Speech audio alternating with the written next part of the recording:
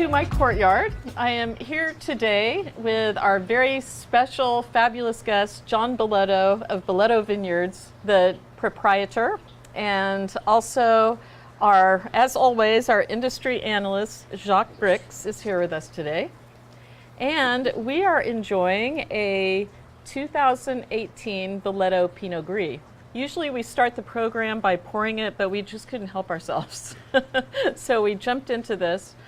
You may have noticed, John, the title of the episode is a perfect shot put. I saw that, and I haven't thrown the shot put for 44 years. But well, thank you for reminding me, because it was such a fun year in high school when I went to the state championships that year, so it was great. Well, John went to Analyst High School, which is a local high school in Sonoma County. At Sebastopol. And still holds the shot put throw record at the high school. That is correct. But and it's quite a skill. I'm really curious about this. How did you learn how to do that? It's a hard thing to do. Well, you know, when I was in 8th grade in Gravenstein Elementary, that summer between my 8th grade year and my freshman year, I started working out at this small gymnasium in Sebastopol, and there was 3 former Olympians working out there. They would come up and stay at the river, and they would come into town, and Al Feuerbach was one of them, and he held the Olympic shot put record, the world record actually, for a little bit. And they were working out there, and I just kind of got to know these guys. And what were they doing in Northern California? Did they they lived down in San Jose, but they would come up and stay at the Russian River in the 70s. Oh yeah. This was 1972. Oh, that's fabulous. And so then they would work out there. Al Simcu, he held the teenage shot put world record for years, and they were working out in the small gym. And then I started working out with them. I just started throwing the shot put my freshman year of high school and kept getting better and better, and actually I had a private coach at one point. And yeah, it was fabulous. I ended up in the top 7 in the state of California in 1977. Well, I was extremely impressed by that. Yeah. And I'm sort of using it as an analogy. I know that your skill and your determination has sort of carried itself through all the way to your career right now. And my understanding is that when you were 17, you did have an opportunity to continue on with school, and I believe your father passed away. Right. And you stayed with your mom to help her with the family business. That is correct. And what a big sacrifice, but what a wonderful thing to do. You know, it was a sacrifice, but it's amazing when you talk to everyone. Everyone seems to have something that happens in their life that was a catalyst for something. And so when it was May of 1977 and I was recruited to go to San Jose State for track, and at the time San Jose State was one of the biggest areas in the whole country to train Olympians, not only for shot put, but discus and hammer throw and actually sprinting and different things. And I got recruited, and there was a morning in May where my mother, we had a 2-story house, and I slept upstairs. My father downstairs, he was diagnosed with cancer January of 1977. And my mother answered the phone, and it was a coach from San Jose State, and he said, "I'd like to offer your son a scholarship." And my mother said, "I can't let my son go. I need him to help me." And I didn't tell my mother until 20 years later that I heard that phone call. And so a couple weeks later, graduated from high school. All my friends went to Disneyland again, and I went to work the next day growing vegetables. My mother and I started with 5 acres. I had my 67 GTO that I had to sell. We had the flatbed truck, and 5 acres of vegetables, $200 in the bank in 1977. So that was kind of the catalyst and the inspiration. And when I tell this story again, there's so many folks, and your father was a big part of your life. Yes, and it was a similar situation. But Yeah. the fortitude at 17 is really admirable and amazing. And that your start for everything was with a 5-acre vegetable garden. Yeah, it was, again, yes, and thank you. I really appreciate the compliments. But my mother, who was 60 years old at the time, she had me late in life, was 5 foot tall, this really strong lady, and she would work harder than me. And that was another inspiration. Myself watching my mother, and we had to do this to survive. There was no extra help. I mean, here we are, 1977. So, I mean, the stores in Sebastopol, the Walmart was Joe's Budget, and my mother would shop at Joe's Budget, and then go to the nice clothing store once a year to get school clothes. So, we grew up in a time where we had to be frugal, but we also had to work hard to survive, and it was just a great community to grow up in. Oh, I bet it was. And it was, I assume, obviously it was very rural at the time. And did you grow up, were there a lot of vineyards when you was the wine industry sort of a there thing wasn't. when you were There was in high school? The vineyards were here north of Hillsburg, up in this area. Sebastopol was very much 95% apples. My brother worked at the cannery during the high school summers. Sometimes high school year was delayed so the kids could help pick fruit. And there was 7 canneries at one time in the town of Sebastopol. So then you made the conversion from vegetables to grapes. Right. And what year was that? So my wife Terry and I, we purchased 40 acres up on the Sebastopol Hills area, which are Burnside Road property. And we purchased that in 1989. And we started building our house up there, and we started growing vegetables on the land, but there was not enough water to grow vegetables. Oh, so you bought it specifically for vegetables? We bought it specifically for vegetables, great sandy soil, we were growing winter crops there, leeks and onions and different things. But in 1995, we planted our first wine grapes, and actually Michael DeLoach's dad gave us our first grape contract. Oh, wow. And so Michael DeLoach is behind the scenes right now. Yes, and we planted Pinot Noir, 20 acres, 10 acres of Chardonnay, and we planted 5 acres of Pinot Gris, which we're tasting Yes. right now. Well, cheers And to that. That's fabulous. We harvested our first grapes in 1998 off that. My question is, did you just happen to, it just happened to be Russian River Valley? Did you know that It was actually would not be, Russian River Valley when we first planted. Oh, it's Sonoma County. It was Sonoma Coast or Sonoma County, and then about 10 years later, it was put into the Russian River Valley. Well, and it's the perfect climate Yes. for what you make and what you grow. I will tell you, the last couple nights up there in Sebastopol Hills, it's been like rain. The fog would come in about 6 o'clock and not leave until the morning, but we will get some sun this weekend and ripen things up. But the vegetable business in 77, when I started, a year later I leased 1 more acre. A year later after that, 5 more acres. And then when I was 21 in 1981, with the help of my high school counselor, Pete Barbieri, I bought my first ranch up on Guerneville Road, which was 40 acres. Oh, wow. Yeah, and I planted the whole 40 acres to zucchini squash, and we all know how much zucchini you get off of one plant. Oh, yeah. The medfly infestation hit that, I think, 1982 from San Jose south, and we had the only zucchini squash in Northern California.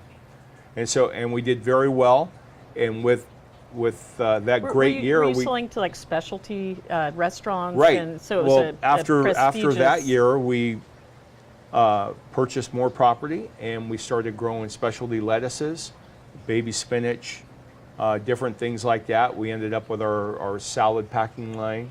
Nice. And by mid-90s, we were doing a million cartons of produce a year.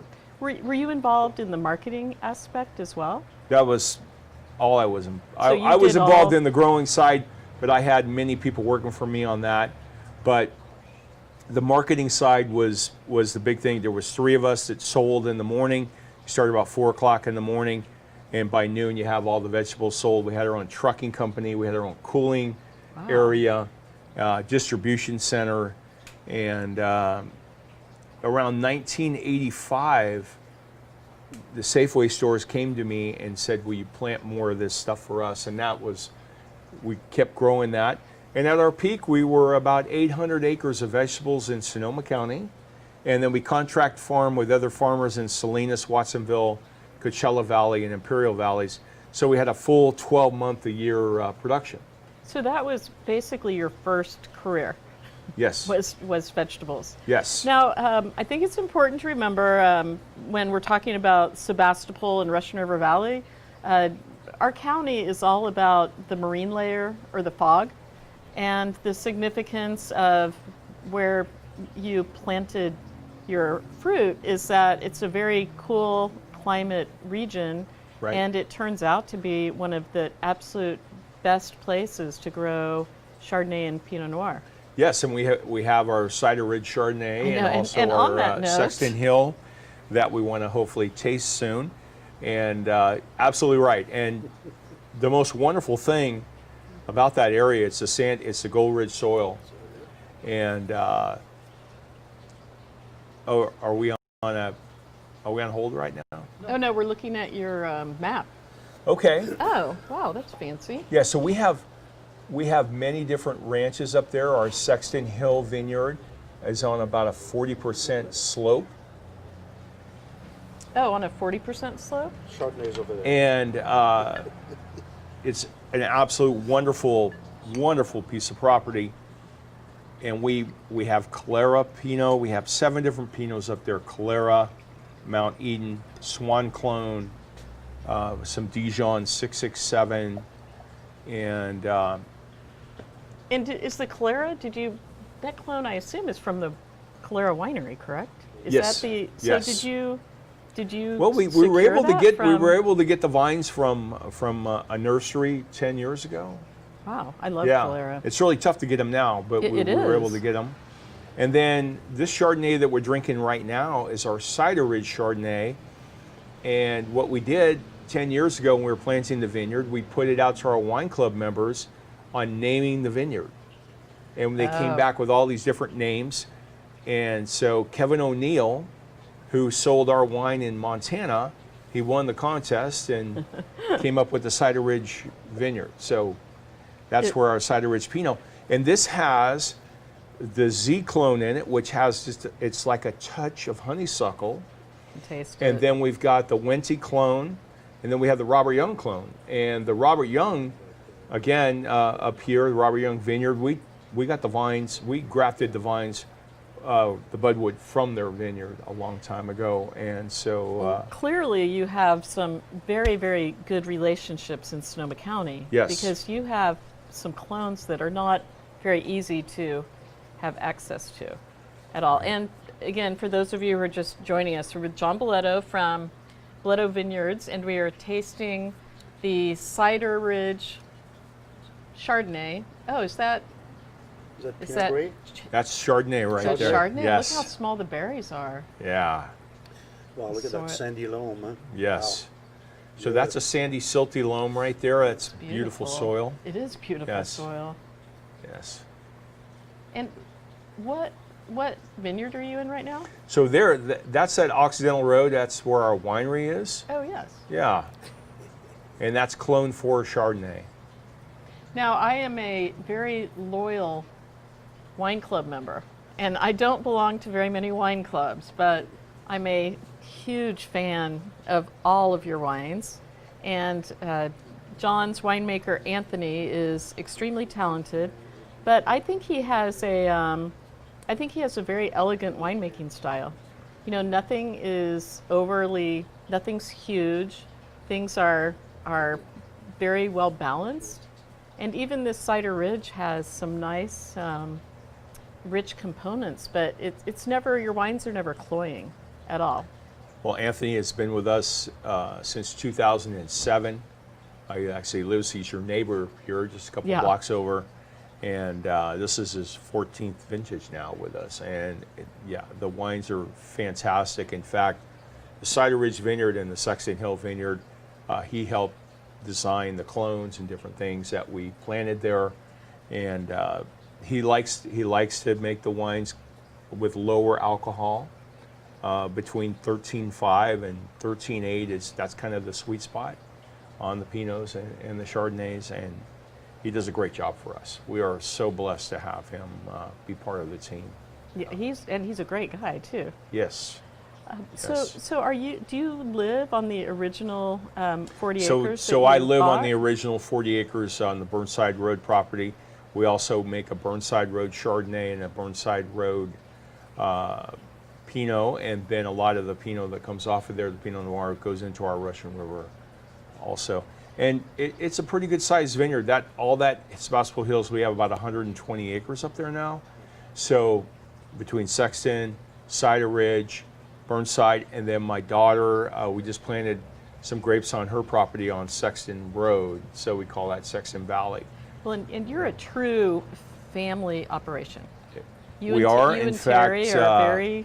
my wife Terry and I, we got married in 1988, but she worked alongside me since 1985, and so you were together 3 years. we were dating, and she would come and work on the weekends, and She would work in the vineyards or in the vegetable garden. she with would you? work in the vegetables. And our first date, That's true love. our first date was hauling a load of produce to the Oakland Produce Market. Oh, And that's fabulous. I was driving a truck and trailer, and I didn't have my truck and trailer driver's license, and I didn't have the running lights on, so I got pulled over by the highway patrol. And I talked my way out of it, and no ticket, and he let me on my way. I don't know if that would happen. That was 1984. I don't know if that would happen today. They probably would have thrown me in jail. But yeah, Terry's been a huge help, a great partner. And in fact, today, a huge day for the Balletto family. My oldest daughter, Jacqueline, she's 28, and she left for college today, going to Tufts University to get her master's in business.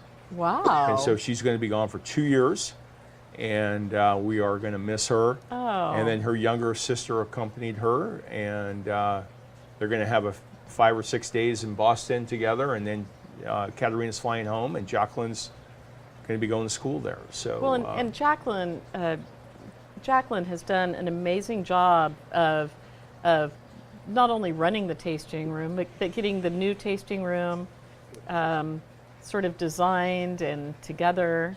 And she's been a great manager. And again, I know that as a wine club member, but you also have a brand new facility. So we built a brand new hospitality center last year, and yeah, here we go. We're driving into the facility, and the building, the white building in the back, is our new barrel storage, and that's our tasting room patio. And last year we built a brand new hospitality center, but unfortunately we had one event there, and then it's been closed since March 15th. Well, I'll tell you what, I was there 2 weeks ago tasting, and I would encourage anyone to taste there. They have a perfect setup under these COVID rules, and it's very safe, but it's also open air. And your staff, Jacqueline did a fabulous job of training your staff. Well, thank you. We have a great team, and in fact, Mo McElroy, who's been in the county for, over 35 years, she was hired to run our hospitality center, and now she's taking over for Jacqueline. So, again, because the hospitality center is closed, and we're not sure when we're able to have big events again. So, and we've got a great Heather, our wine club manager, her assistant Logan, yeah. and then Michaela, our marketing, and we just have a great team. Jacqueline's built a great team, and they had a big party for her on Sunday night. So. Well, that's exciting that she's going to get her MBA, and Tufts is hard to get into and a great school. I know that your secret desire may be for her to come back to run the winery someday. I would like for her and also her sister. Her sister works for Katerina? Traditional Medicinals now doing marketing. And I would love it if they both come back for sure. And that's always, it's always a family dream to pass it on to the next generation. Well, I'll tell you what, John, Tufts is also very fortunate to have a student at the university that's part of a family business, because Tufts is very focused on practical business management, and I'm sure they love that aspect. They like students who have had life experience and Right. who can contribute, because it's just a much better learning experience. So, wow, I'm really happy for her. I'm sad for you for 2 years. Yes, well, it's her mom was deeply upset this morning when she dropped him off at the airport. Well, but I know. but it's going to be a great experience for Jacqueline, and her first class is actually tomorrow, so she's jumping right in. Oh, Yeah. She had to learn a second language to qualify, so that says a took lot her about 6 the months. school. 6 months, and when she was accepted, and then they said, hey, you have to learn a second language in order to qualify, because they travel the world when they're in school, and so not so much right now because of everything that's going on. But Oh, is that part of the MBA program? it is it's mandatory Wow, that is wonderful. And which language did she Well, choose? she's taking Spanish. Yes, Good. I was which makes a gonna- lot So, of sense. Absolutely. right. Yeah. Well, and Good. Spanish is important in our industry. It's very extremely- important. Do you speak Spanish? Very important. Oh, very well. You well, do? it's probably slang Spanish. It's more of ranch Spanish, but we have some employees now who've been working together for over 35 years. So, yeah. Well, good for you. I mean, I that's- speak production Spanish, but Yeah. wow, that's I don't speak Italian. I wish I did.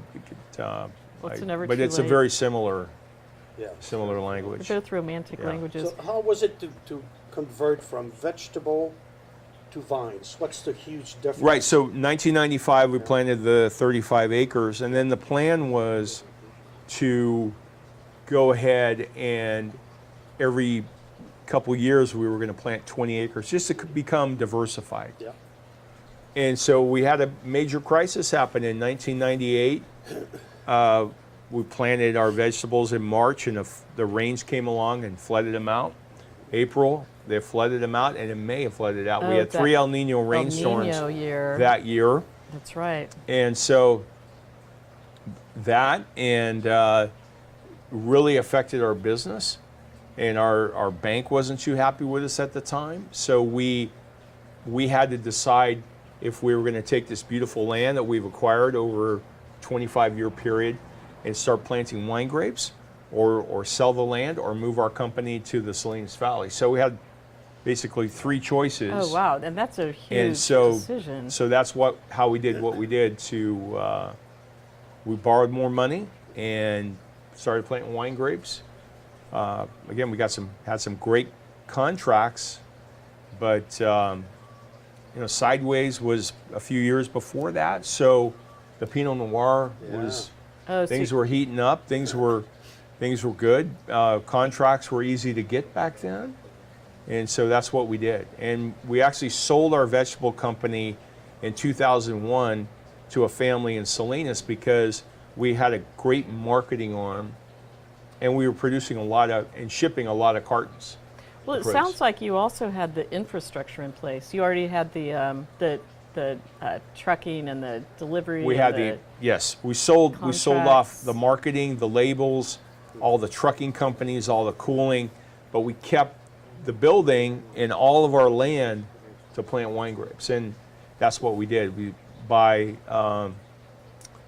2001, we had 300 acres in the ground of grapes, and then we all remember what happened in 2001. So after tell people what happened in 2000. well, we 9/11 remember. happened in 2001. So But it 1998, affected our industry in a huge 1999, way.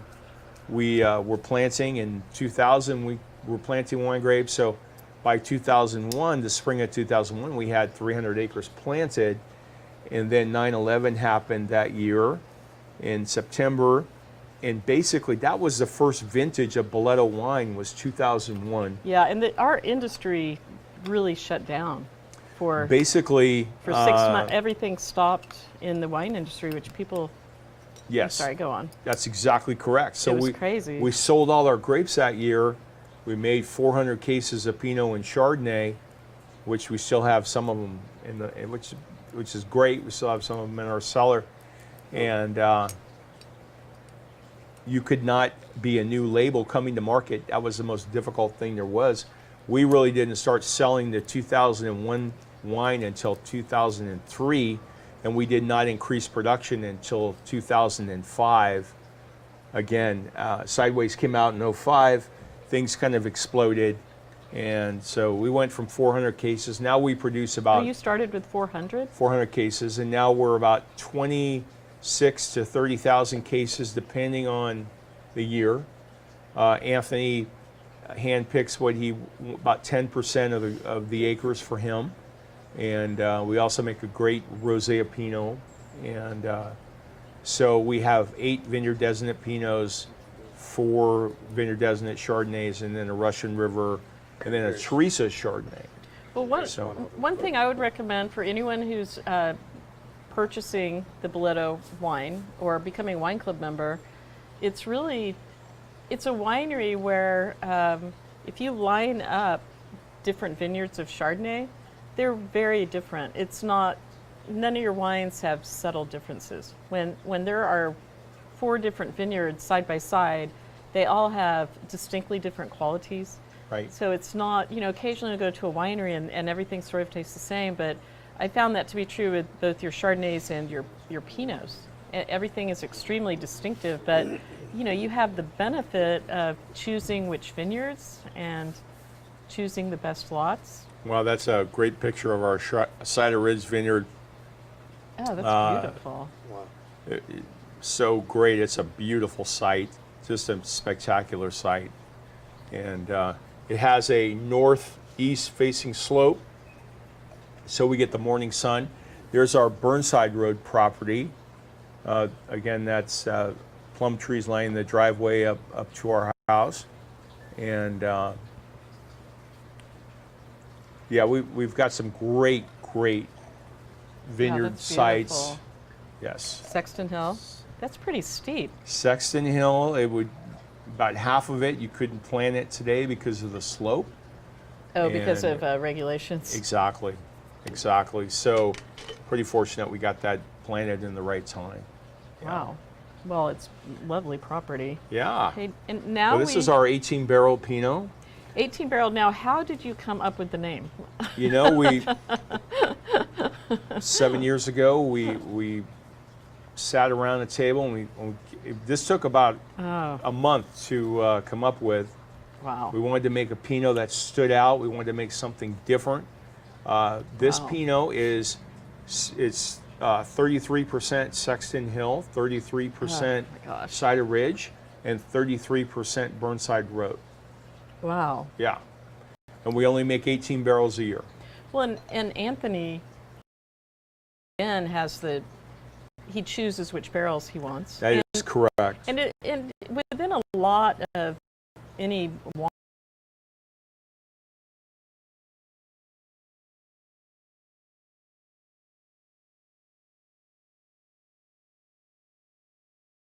sometimes it's even the same barrels. There are always barrels that are better. And so Yes. this is like you choose the best of the best.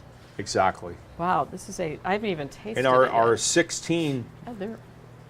our 18 barrel, that's some beautiful Pinot. That's from yesterday, right? Is it? Right, that is Right. that's at Occidental Road. That is Clone 9. Yeah. But our 18 barrel won the Pigs and Pinot contest.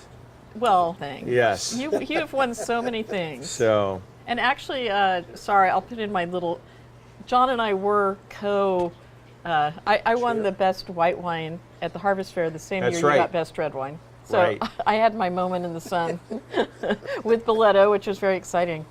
I did see an article that described you as, and I quote, the Prince of Pinot. oh, well, I don't know about that.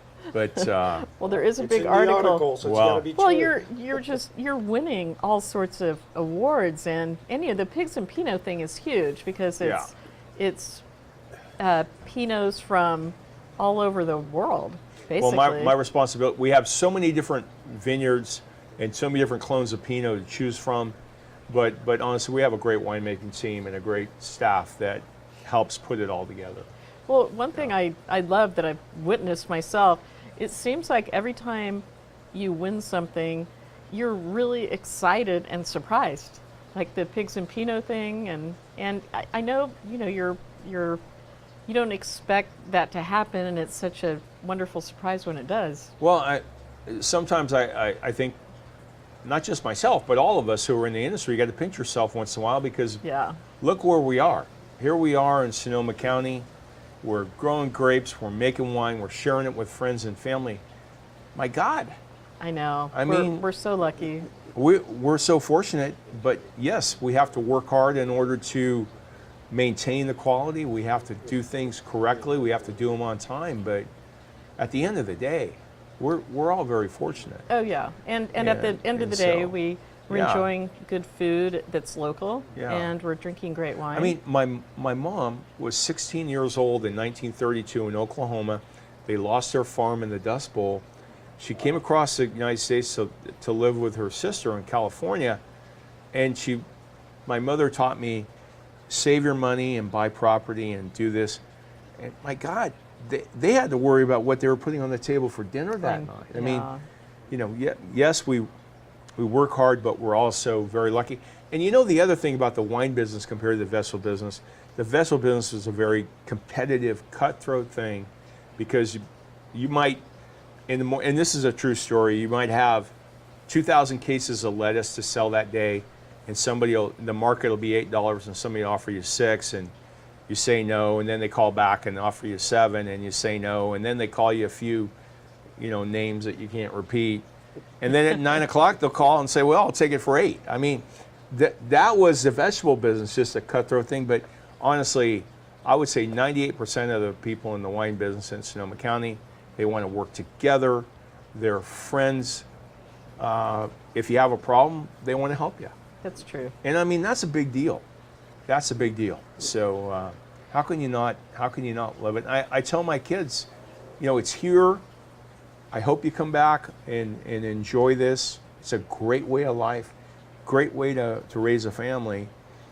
And it's an opportunity also, because you run a business. We have over 75 employees, taking care of them to make sure their families are doing well and supporting that. And that's a big deal for us. Well, yes, and I agree with you, and I think we've actually had this conversation in the vineyard once. The biggest honor and responsibility you have as a business owner are the people you support. They're an Right. extension of your family, and Right. when times are hard after 9/11 or 2008, Currently. or right now, Yes.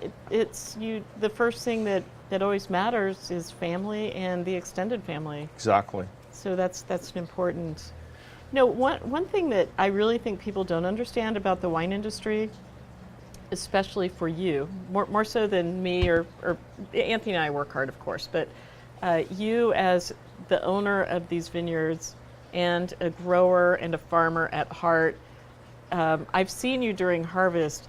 Could you just briefly say what your schedule is on an average harvest day? Let me have a sip of wine.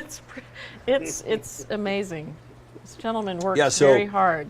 So on the growing side, our responsibility is to bring in the grapes when the wineries would like them. And so we start at 2 o'clock in the morning. So the day before, we'll be out there Wow. prepping with Oh, lights wait, and well, everything. Here we are. And so everything will get ready the night before, and then the crews will come out. We'll start at 2 in the morning.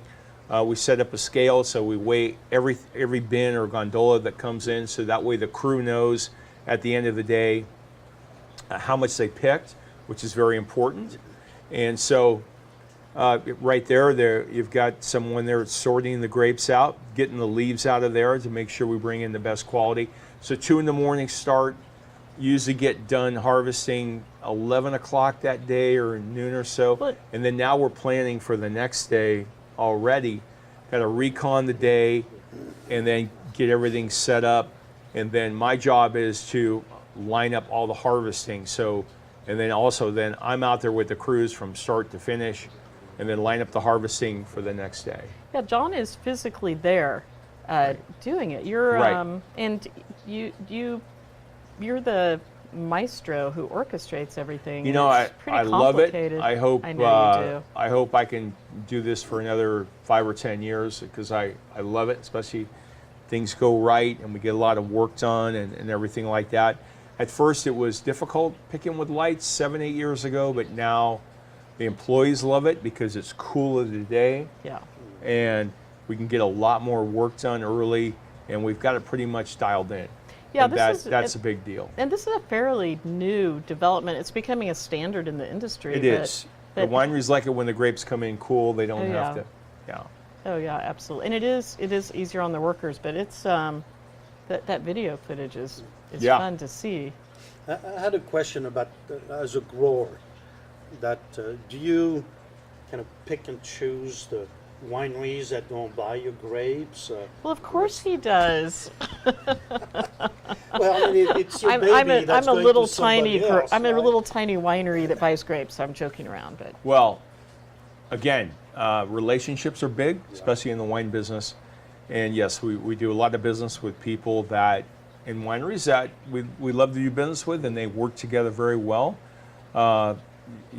We came in 2018. There was a big crop, and then 2019 a little less, but still there's some wine and things left over from the 18 vintage, and we don't have any of that excess. But so when you came to 2020 to sell all your grapes, sometimes you have to sell to wineries and things that you don't know or it's brand new. So yes, we like to do as much business as we can with the folks we want to do business with because it's really important, and you really find out who your partners are out there, especially when you have a rain event or Oh, a yes. weather event, and you have to get something done quickly. You have to get it done before the rain comes in, and you're working together. So that's a big deal. But yeah, and the contract is only as good as it's important that the wineries and the growers need to be flexible with each other.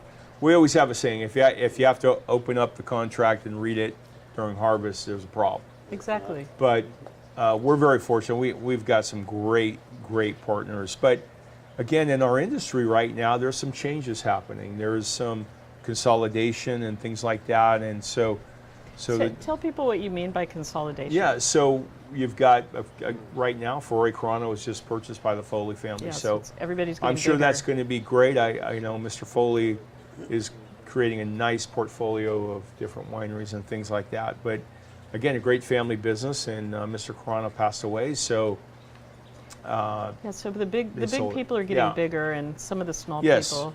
But